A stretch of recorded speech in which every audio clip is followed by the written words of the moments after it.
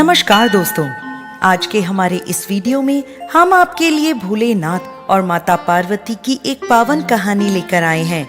एक समय की बात है, कैलाश पर्वत से भोलेनाथ पृथ्वी भ्रमण की ओर चलने लगे तो माता पार्वती बोली, प्रभु इस समय आप कहाँ जा रहे हैं?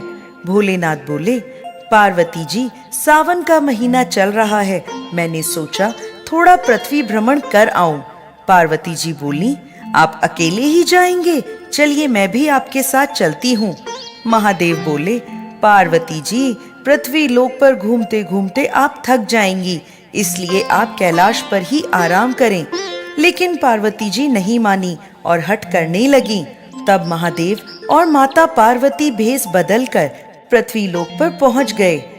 पृथ्वी लोक पर घूमते घूमते सुबह से शाम होने को आई और पार्वती जी को भूख लगने लगी। वो भोलेनाथ से बोली, स्वामी मुझे तो बहुत भूख लगी है, मुझे कुछ खिला दे।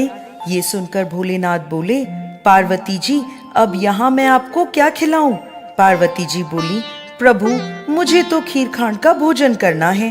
भोलेनाथ बोले, पार्वती जी अब आपके लिए खीर खांड का भोजन पृथ्वी लोक पर मैं कहाँ से लाऊं? लेकिन पार्वती जी फिर से हट करने लगी। भोलेनाथ बोले, चलिए आगे चलिए, किसी के घर चलते हैं। ऐसा कहकर वो दोनों आगे की ओर बढ़ गए। एक गांव में पहुंचे और एक घर का द्वार खटखटाया। अंदर से एक सेठानी बाहर आई और बोली, कहिए महाराज क्या चाहिए आपको? महादेव बोले, देवी हमें खीर खांड का भोजन करना है। ये सुनते ही सेठानी बोली, अच्छा खीर खांड का भोजन चाहिए, तो अब मैं आप दोनों के लिए खीर खांड का भोजन तैयार करूं। चलो चलो आगे चलो। ऐसा कहकर वो सेठानी अंदर चली गई। अब भोलेनाथ और माता पार्वती गांव में आगे बढ़े तो एक बुढ़िया की झोपड़ी आई। बूढ़ी माई झोपड़ी के बाहर बैठी थी। भोलेनाथ और माता पार्वती बूढ़ी माई के पास गए तो बूढ़ी माई बोली, आइए आइए महाराज, मेरी झोपड़ी में पधारिए, कहिए मैं आपकी क्या सेवा करूं? तब भोलेनाथ और माता पार्वती बोले, बूढ़ी माई हमें खीर खांड का भोजन करना है।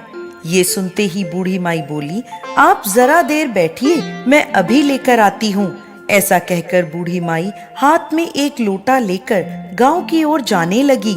महादेव उसे रोकते हुए बोले, बूढ़ी माई तुम कहाँ चली?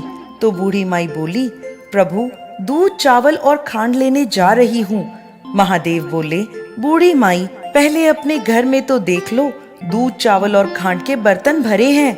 ये सुनकर बूढ़ी माई रसोई के अंदर गई तो देखती है कि उसकी रसोई में दूध खीर और खांड भरे रखे थे।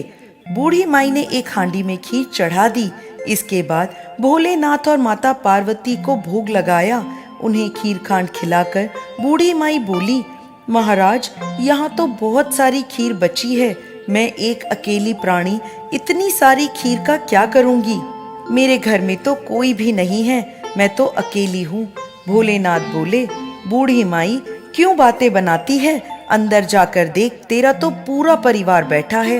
ये सुनते ही बूढ़ी माई अंदर कमरे में गई तो देखती है कि उसके बेटा, बहू और पोते पोती कमरे में बैठे थे। यह देखते ही बूढ़ी माई दौड़ी दौड़ी महादेव के पास आई और बोली, प्रभु ये इतना बड़ा परिवार तो हो गया, लेकिन ये परिवार इस झोपड़ी में कैसे रखूंगी? ये सुनते ही भोलेनाथ ने बूढ़ी माई की झोपड़ी पर एक लात मारी तो बूढ़ी माई की झोपड़ी एक आलीशान महल में बदल गई और भोलेनाथ और माता पार्वती अंतर ध्यान हो गए।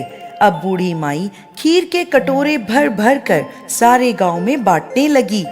खीर बांटते बांटते वो उस सेठानी के घर पहुंची और कहने लगी, लो सेठानी जी आपके लिए खीर खांड लेकर आई हूँ।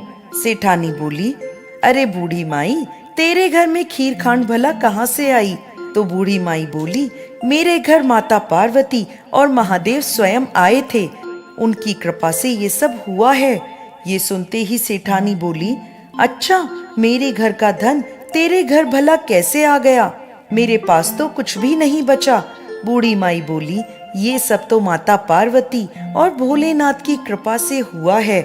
अब वो सेठानी भागी भागी भोलेनाथ और माता पार्वती के पीछे चल दी। उनके पास पहुंची और बोली, महाराज, मेरे घर का धन आपने उस बुढ़िया को क्यों दे दिया? महादेव बोले, मैंने तो कुछ भी नहीं किया, तूने ना कहा तो तेरे घर ना हो गया। बूढ़ी माई ने हाँ कहा तो उसके घर हाँ हो गया।